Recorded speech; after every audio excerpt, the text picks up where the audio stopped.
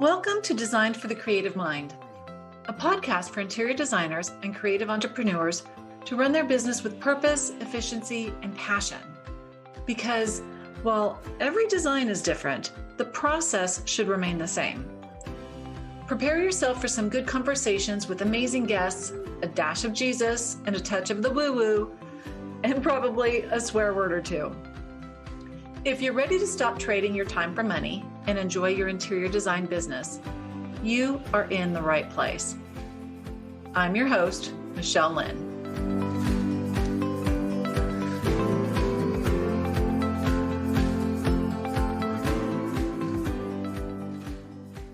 Hey people, welcome back to the podcast. I'm so happy that you are here because today's guest is going to be addressing a topic that I think we can all get better at. Her name is Nikki Roush. She is the CEO of SalesMaven, and she has the unique ability to transform the misunderstood process of selling. With 25 plus years of selling experience, entrepreneurs and small business owners now hire Nikki to show them how to sell successfully and authentically. Nikki has written 3 books. They're all available on Amazon. And she has a podcast called SalesMaven, which you can find on your favorite podcast platform. So Nikki, thanks for being here. Thanks for having me. I'm so excited to have this conversation with you. SalesMaven. That's right.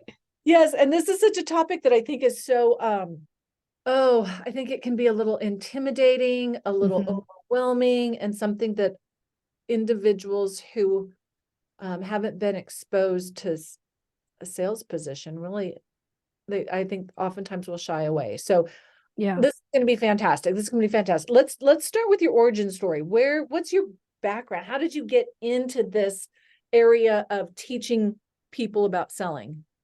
well, my first professional job out of college was a commission sales position, and I was selling technology. And I went that route because I really was somebody who was driven by, I wanted to control my income. When you're a commission sales rep, you have a lot of control over, like you work really hard, you sell stuff, you get paid more. And while I was doing that, I kind of moved my way up in the company I was working for. I became their national sales manager. Then I moved up to the manufacturer level. And I started covering a very large territory. I was one of those road warriors traveling all the time, 120 flights a year.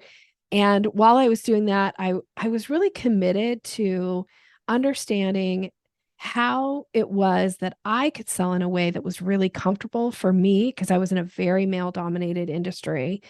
And I wanted it to be genuine.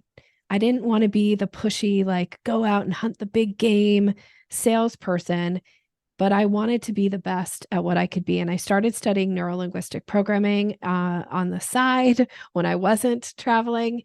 Actually, I was traveling to go and study it. And what I found was it helped me in my overall communication, which then helped me in my sales.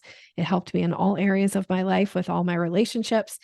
And my business really was born out of, reaching a certain level at the industry that I was in and feeling like, what else is out there for me? There could be something maybe more fulfilling. And I kind of fell my way into SalesMaven, which was I started to help grow somebody else's business.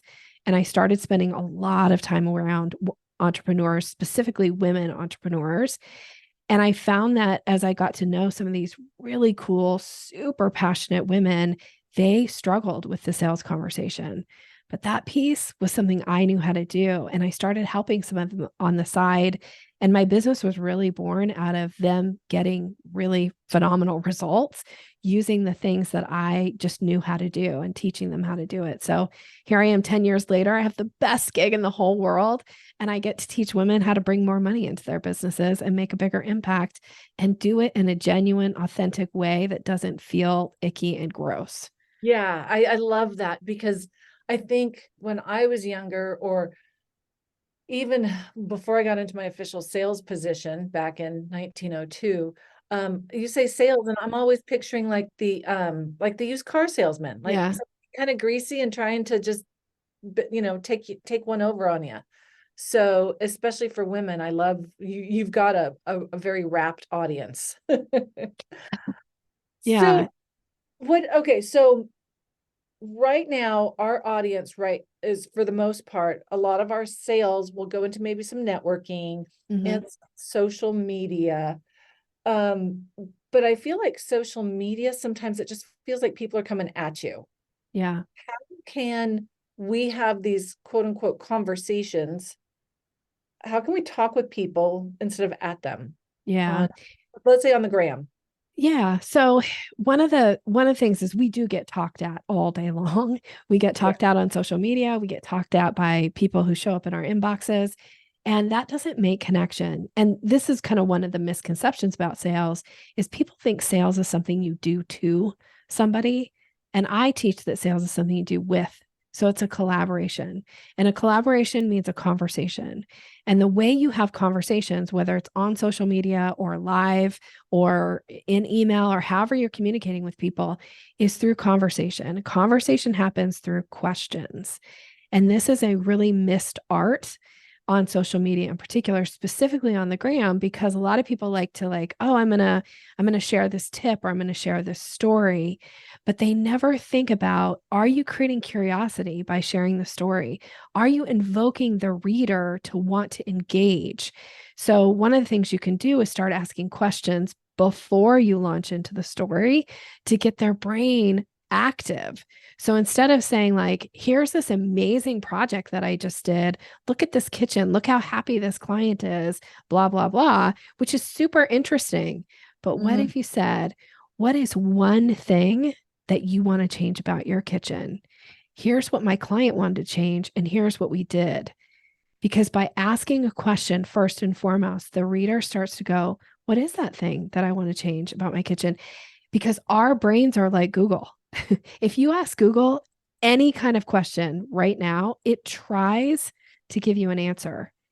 So our brains are the same way. So we have to ask questions in order for the reader to really get engaged. And by asking their brain the question and their brain trying to answer the question, now they're more interested in reading your answer to the question. That's freaking genius. Thank you.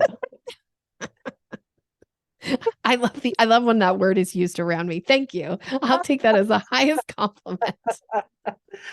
That and it's interesting. It's simple. It's not necessarily easy, but it's simple. Yeah, it's supposed to be simple because sales isn't supposed to be difficult or weird or awkward. It's supposed to be easy. Oh, I love that. Yeah. And sales happens to people who want to be sold. Yeah. So why not sell them your product instead of, Debbie Designer down the street selling their product to them, service? Yeah, exactly. And back to kind of what I said here about that you've got to ask them a question. The way to earn business is to ask for it. Because if you don't ever ask anybody for their business, their brain will never tell them the answer, yes or no. Doesn't mean you're going to just get it. And I don't mean like the shotgun approach to sales where you just show up in everybody's inbox and word vomit all over them and talk at them. But let's start asking questions and never be afraid to ask somebody, what would it take to earn your business? Because if they don't know the answer, you have no chance of earning their business because they haven't thought about the answer yet. Yeah. And especially when you're on social media, because you're not in a selling mindset, you're just kind of in a scrolling mindset. So you have to almost stop them and redirect their thoughts. Yes. You got to slow them down. Whether you're doing a live event, I've done many trade shows over my career. One year I counted, I did 100 trade shows in 1 year. No joke. Yeah, it's crazy, right? Yeah. So the thing is whether you're doing a trade show and people are walking by your booth, or whether you're on social media and people are scrolling by your feed, we've got to slow people down. And asking somebody a question is a great way to slow them down. And it sounds like that's almost like developing a relationship versus just giving them a pitch. Yeah, because if you don't have permission to pitch, if you don't have permission to sell to somebody, you shouldn't be, frankly, because they're not even in a mindset of being open to hearing it.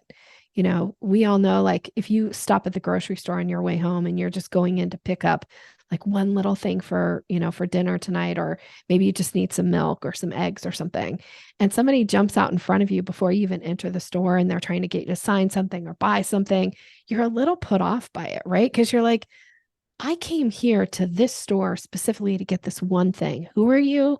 What do you want? Why are you taking up my time? Well, it's the same thing on social media, and it's the same thing in people's inboxes. If you don't have permission to be there, you shouldn't be selling to somebody. They're not ready to hear from you, and they're going to shut you down. Hmm. And is that what you call relationship sales? I do call that relationship selling. For me, it's about issuing invitations and Yeah. having permission.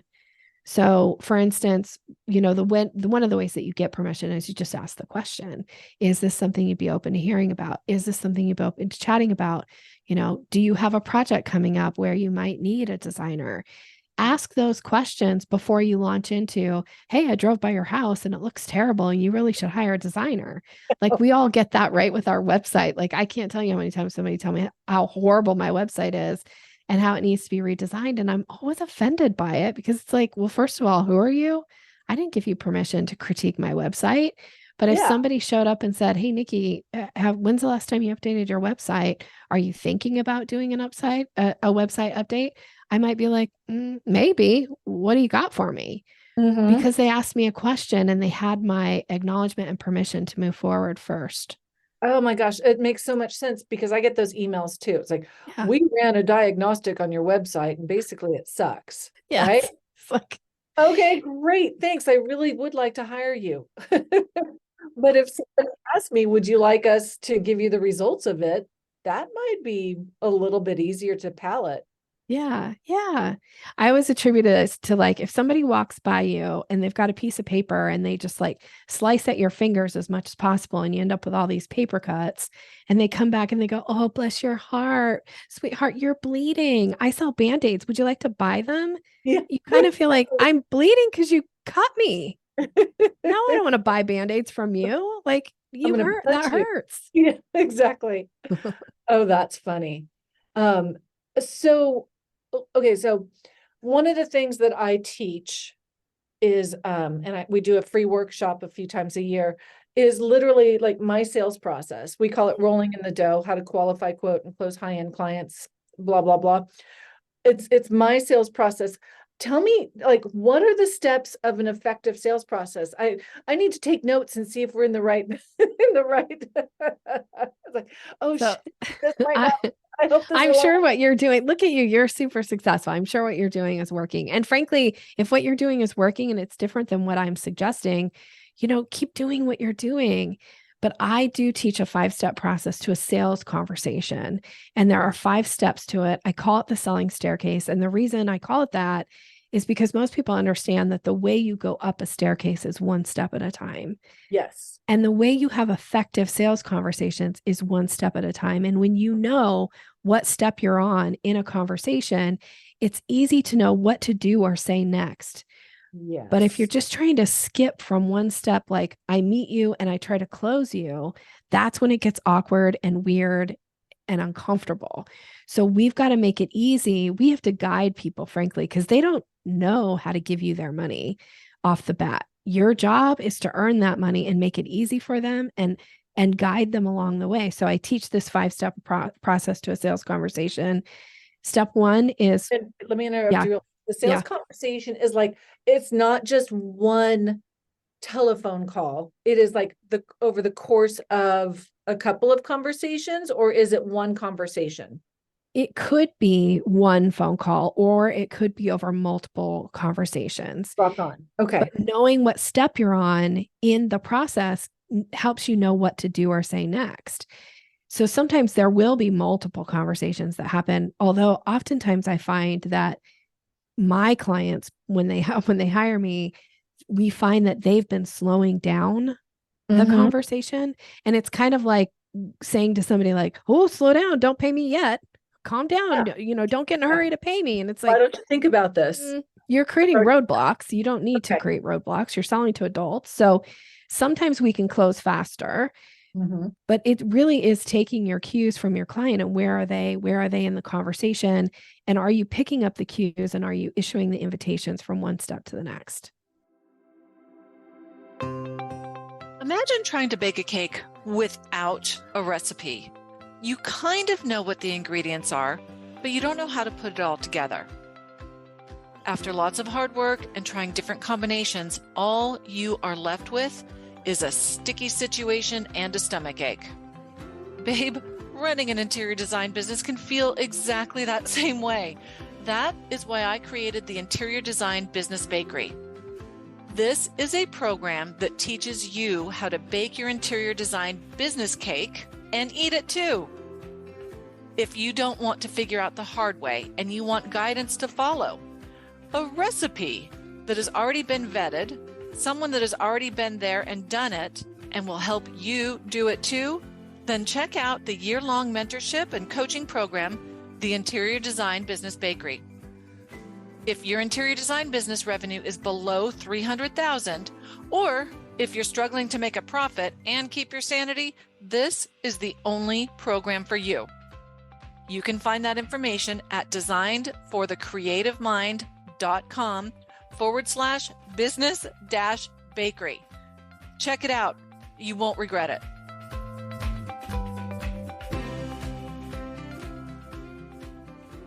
All right. I'm ready. Okay. I got my pen in hand. Okay. Step one is what I call the introduction step. And the objective of this step is to create a powerful first impression. And that can happen online, that can happen in your website, that can happen in that first initial meeting.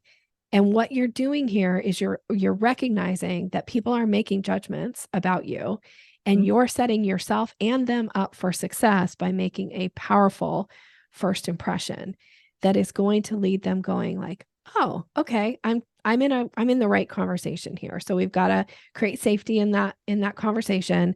Step two in the selling conversation is what I call creating curiosity. This is the second step. It's the most missed step.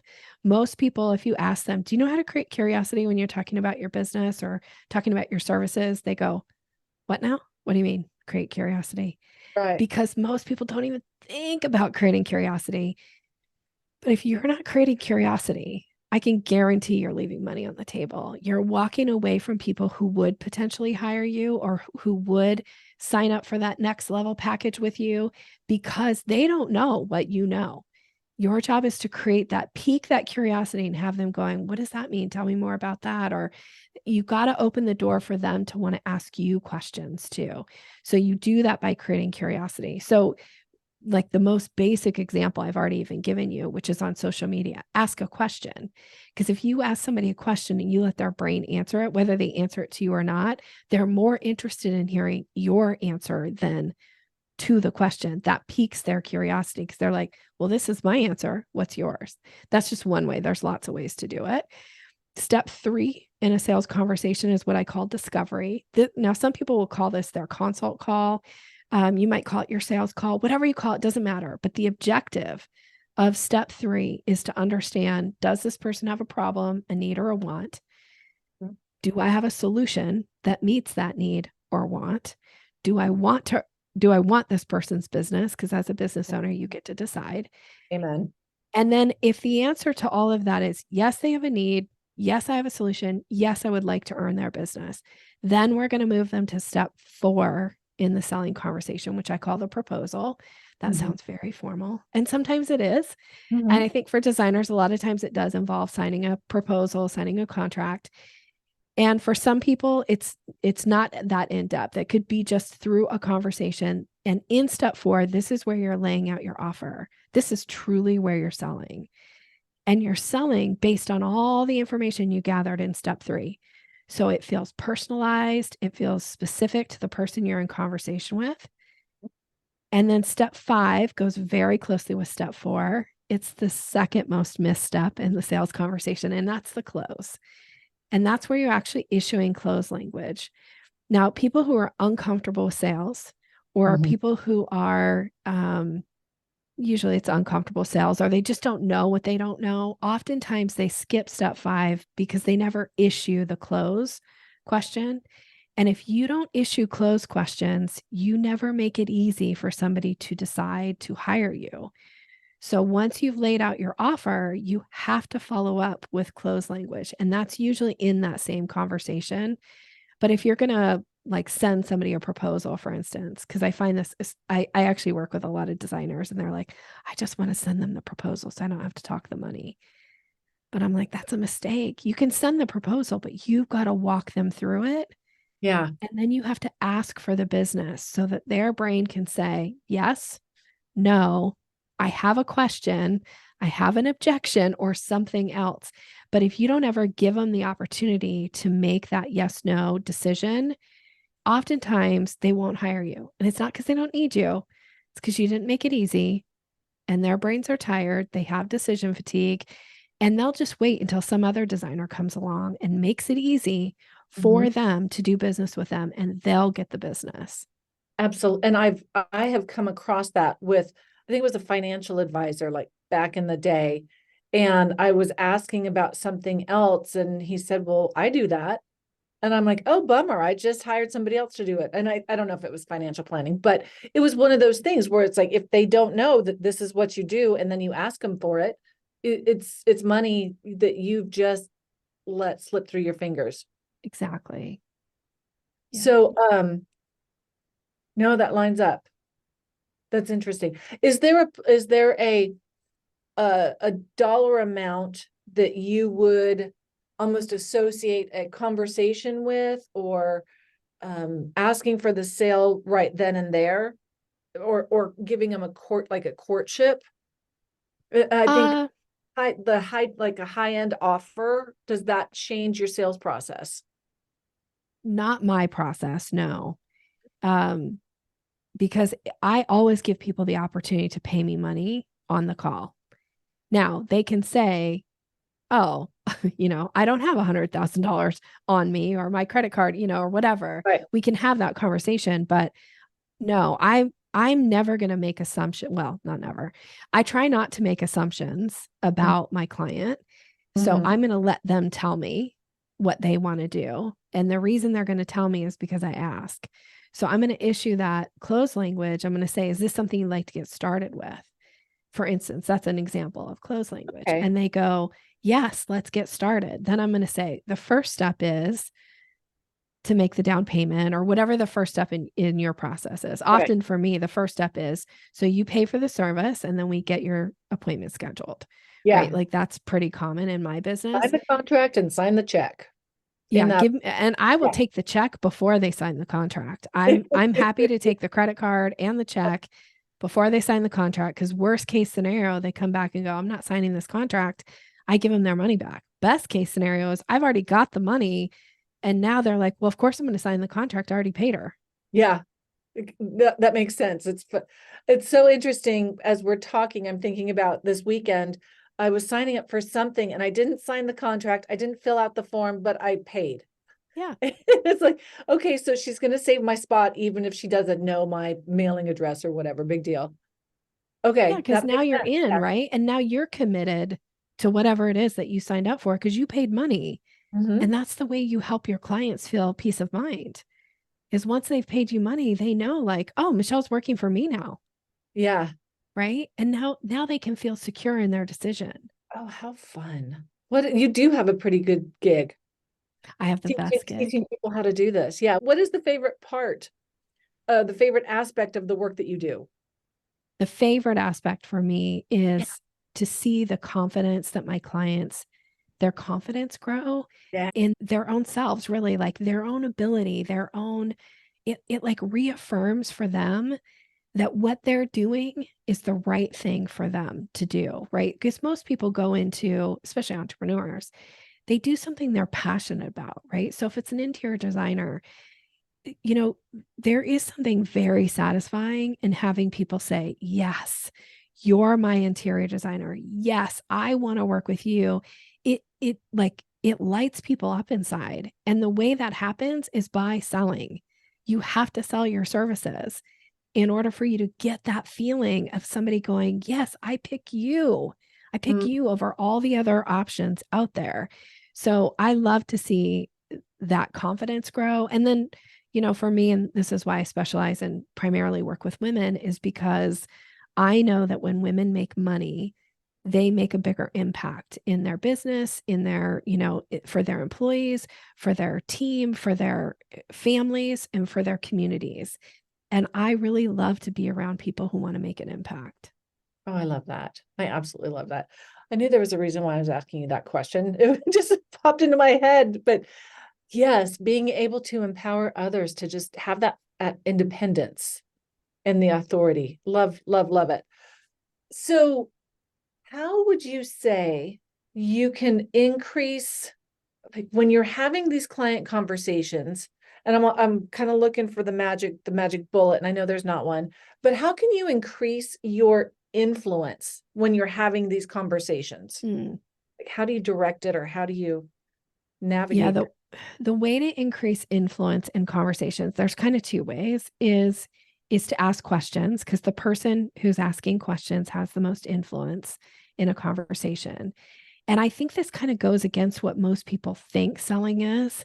They think, oh, I have to be on, I have to do a dog and pony show, I have to impress this person, I have to knock their socks off with my knowledge. But realistically, by asking smarter questions and letting the other person go, dang, Michelle has some good questions, I wouldn't even thought of that. It actually elevates your influence in the conversation. It elevates your credibility. So learning how to ask better questions will increase your influence. And then I always say my all-time favorite quote is, "Blessed are the flexible, for they shall not be bent out of shape." And I truly believe that what I teach adds flexibility to people's conversational skills. And when you have flexibility, you have influence, because the more flexible you are in a conversation where you can bob and weave and you can go this way and that way, and you can answer this question and come back to this other question without feeling like I have to read from a script or I have to try to do it like somebody else is doing it. You can be your authentic self, and it allows your confidence to grow. And again, you have more influence when you can be flexible. I love that, because also for, say, it doesn't matter how long you've been in business, you always learn something. Yeah. So asking questions of our prospective clients, or after they, going into the design development phase, one of the things that a lot of us, myself included, feel like is that we need to know everything. But if you're asking questions, you're showing up, and not only are you learning on the job, but you are positioning yourself as an authority by asking good questions. Boom. Why wouldn't we ask questions? Yeah. I think people think, well, asking questions means I don't know anything. No, it doesn't. It shows respect to the other person, that you're looking for them to share their expertise, what it is that they want, what it is that's important to them. And they're giving you all the information that you need in order to earn their business. Yeah. Yeah. Yeah. It's a fact-finding mission. Yeah. We need a little magnifying glass, like, I was going to say Dr. Seuss. It's not Dr. Seuss. Like who's the detective? Sherlock Holmes. Sherlock Holmes. Yes. I was like, it's right there on the tip of my head. Okay. I have a 5-year-old. We were reading Dr. Seuss last night. So it was in my head. Yeah. Crazy kid. So, okay. So let me go back and recap the steps of an effective sales process. The first one was just the first impression, making the introduction. Yeah. Making a powerful first impression. Discovery and like a consultation, presenting the proposal, and then using closing language. Like, if this makes sense to you, are you ready to move forward? Do you have any questions? Are you ready to move forward? It's that simple. It's simple as saying, like, should we go ahead and get your first session scheduled, or should we schedule our, time to meet when I deliver designs to you, or whatever it is that makes sense to your business. It's just the ask. Okay. And then I think one of the things that came up off camera before we came on here was, why should you have a high-end offer? The reason you should have a high-end offer, there's a couple reasons, but the main one is because it's an anchor for the offer you most want to sell. So if I ask this all the time with my clients, what's the thing you most want to sell? And they tell me, and then we look at it and we go, okay, we need to put an offer above it. And the reason we put an offer above it is because you anchor the bigger package or the higher priced offer. And you have to use top-down selling when you deliver this offer to make this anchor work. So for instance, if I'm having a conversation with you and let's say you want a remodel done of your kitchen. I'm sticking with kitchens today. So if we want a remodel done of the kitchen, we might give them 3 options. We might say, option A is the elite package. I'm just making these up. It's That the works. elite package. It's got everything, all the feeds and speeds. You get instant access to me anytime you need me in the next 6 months. It's blah, blah, blah, blah, blah, blah, blah. Right. And that package is, I'm just going to make up a price. That's $100,000 package. Mm-hmm. But let's say that what you said to me is what I really want to sell is our gold level package. So that becomes our middle package. So then I say, now the step down from that is the gold package. This is the most popular package. And here's what you get in there. And then of course we have a basic package, which includes these things, but you give up all these other things that we talked about. Of those 3, which do you prefer? Now, here's the thing. This is why you do top down, is because as humans, we don't like to give things up. We have we come out of the womb as babies already knowing how to grasp things, like, get around a little baby, get some long hair, and what it's like to have that little baby grasp onto that hair and yank it. So we don't even have to teach that. It's human nature to grasp and want to hold on to things. So when you go top down and you create a high ticket offer that sits above the offer you want to sell, now somebody goes, well, maybe we don't need the elite package, but now the gold is looking very attractive. So it allows for them to pick the options that's the best solution for them. And they're happy, right? Now, if you go bottom up, which is what most people do, right? Now you're saying you got to pay more to get more. And that doesn't feel good. We don't like that. We're like, I got to pay more to get more. Yeah. Whereas if you start at the top, you go, here's the $100,000 package. Mhm. Here's the $70,000 package. And here's the $50,000 package. Of these 3, which do you prefer? And they go, well, maybe I don't need the $100,000 package, but I want more than what's in the 50. So the 70 now looks really good.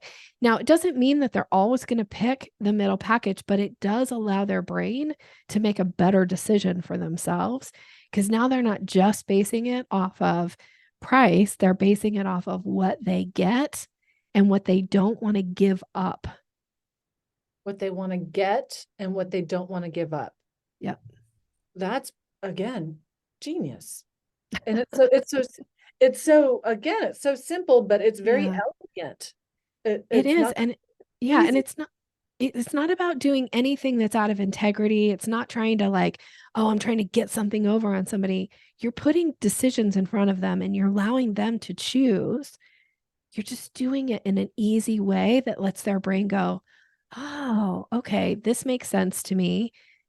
And I don't want to lose these things with Michelle. I don't want to lose this access, or I don't want to lose this extra thing that she's giving. So I'm going to make a decision that makes sense for me. Right. And heck, if they buy that upper package, oh darn. Oh, I always tell my clients when we create anchor offers, make sure the anchor offer is something that you are going to be okay delivering when people buy it, because they will buy it. I had a client where I just did this for her. We created an anchor offer, and the very next time she presented it, somebody picked the anchor offer and she was like, Nikki, I can't believe I've never sold a package that big before. And so she was so delighted by it, but now, and she's excited to deliver it. Right. So that's the when important you've got thing. all those zeros after it, it doesn't suck. No, it feels great. It feels great to you. And it feels really good to the person who chose it. Absolutely. Yeah. They're getting the top of the line. Yeah. Yeah. So I love learning. I think I might have mentioned it when we were still off mic, that these conversations are so selfish for me, because I love just gathering this information from all of these really smart people that come on my podcast. So I want to go into kind of a different direction and learn a little bit more about you and kind of how you navigate your business as well. Okay. And I guess I would say, when do you think about your business strategy? Is this something you Uh, do on a daily basis, a weekly basis? How do you navigate being your own entrepreneur? well, I think about it regularly and I do things and put myself from a business strategy standpoint. One of my strategies is to make sure that I am putting myself in rooms with people that are ahead of me in business, Mhm. people who've achieved something that I aspire to achieve. I really want to be in those rooms. So I'm almost always in some type of a mastermind or some type of a program where it's bringing together like elite people. And oftentimes I always say like I'm the very, very small fish in the pond because I want to learn.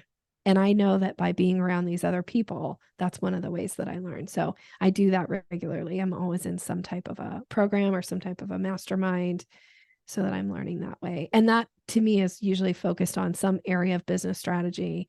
The one I've been focused on recently is leadership, because that's an area where I know I need to up my game. Mhm. And that makes sense. I think as entrepreneurs, we always have to be learning. Otherwise, our Yeah. business is just going to stagnate and die. Yeah. Would you say, are you an introvert or an extrovert? I'm actually more on the introverted side. Which is, I feel the same way. It's like if I'm good with a one-on-one, but you put me in a crowd and it's a whole different story. Can I just hide in the corner? I love to sit in the corner and just have a one-on-one conversation, although the salesperson in me doesn't allow that. Like I Yes. have strategies that I go into rooms with that I have to fulfill. Ooh, can you share? So yeah, so I do one that's called the 3-2-1 of net. Like if I'm networking, I do something called the 3-2-1 of networking. I actually teach a class on this too. So I go into a room with this idea that I want to connect with three new people. That's the three of the 3-2-1. And when I say connect, for me, it's about making rapport deposits. I always think every single person I come into contact with, I have a rapport bank account. And you're either making deposits or withdrawals. And I want to make deposits as often as possible because I'm human and I make mistakes. And sometimes I make withdrawals, unfortunately, out of accounts. So, three new people I want to make deposits with.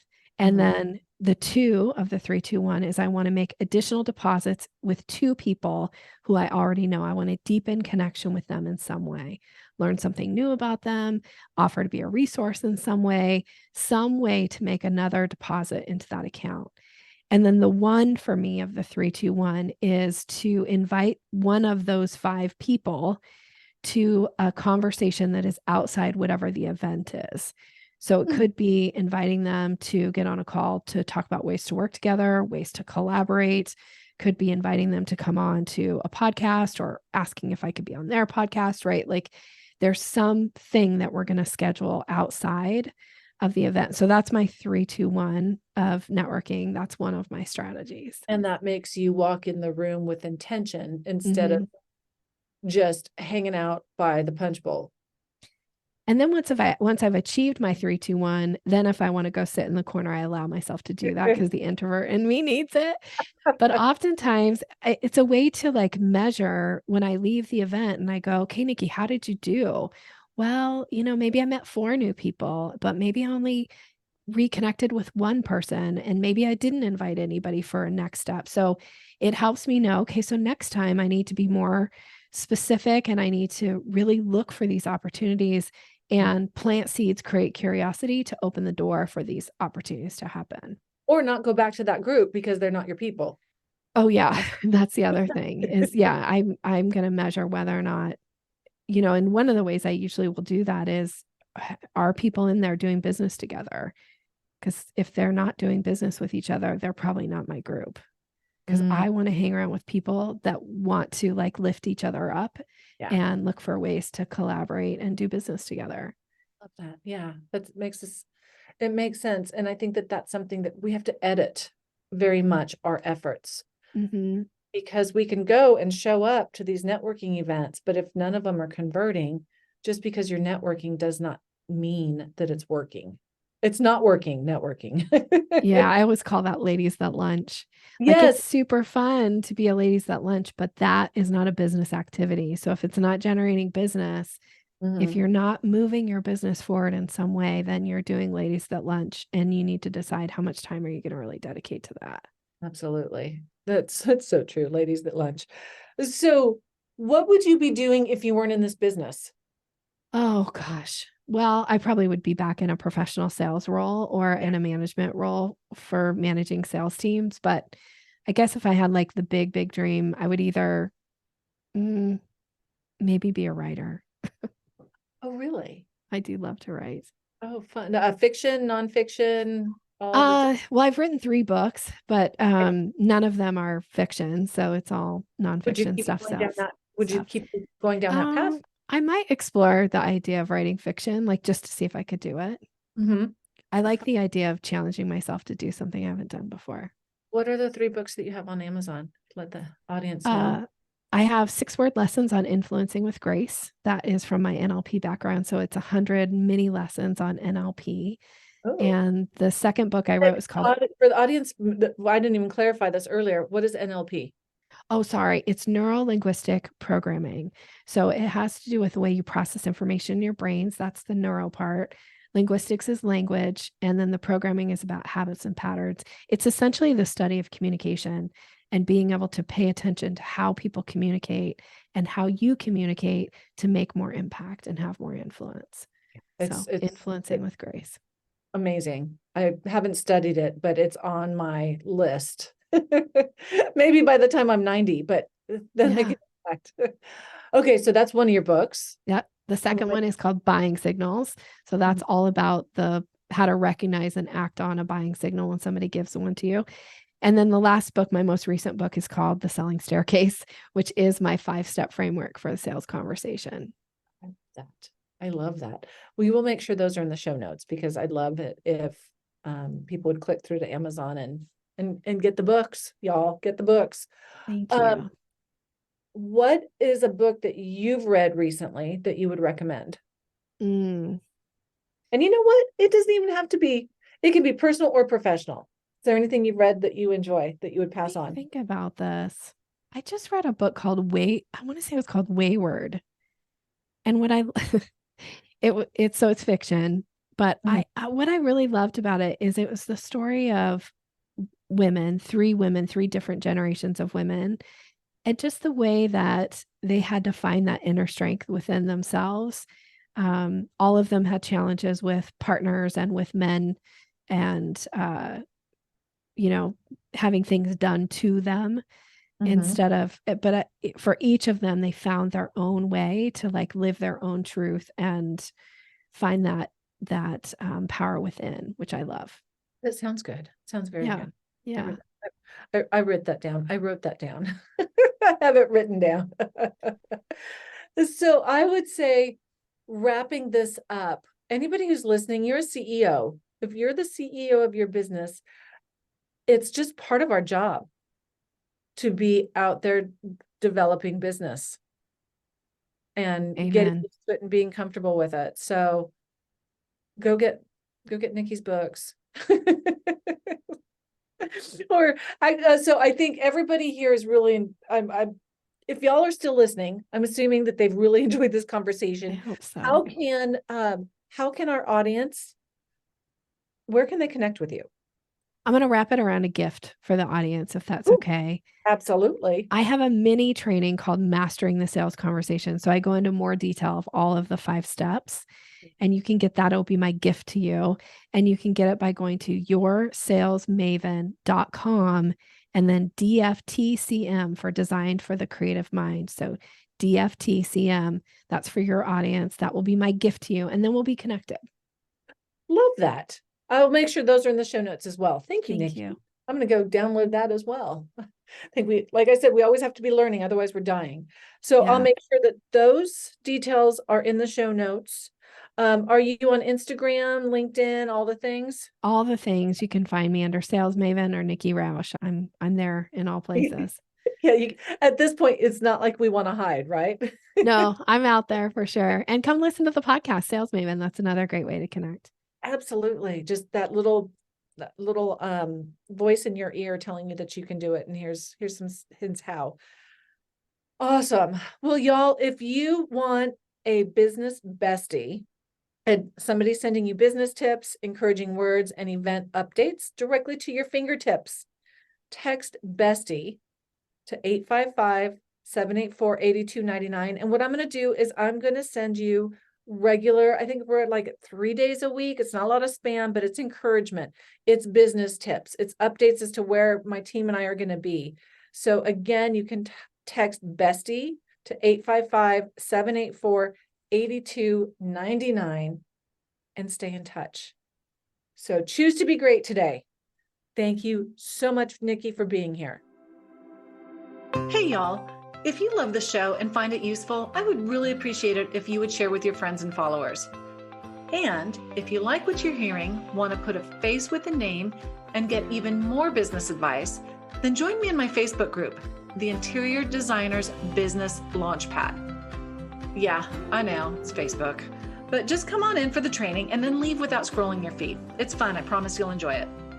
And finally, I hear it's good for business to get ratings on your podcasts. So please drop yours on whatever platform you use to listen to this. We're all about community over competition. So let's work on elevating our industry one designer at a time. See you next time.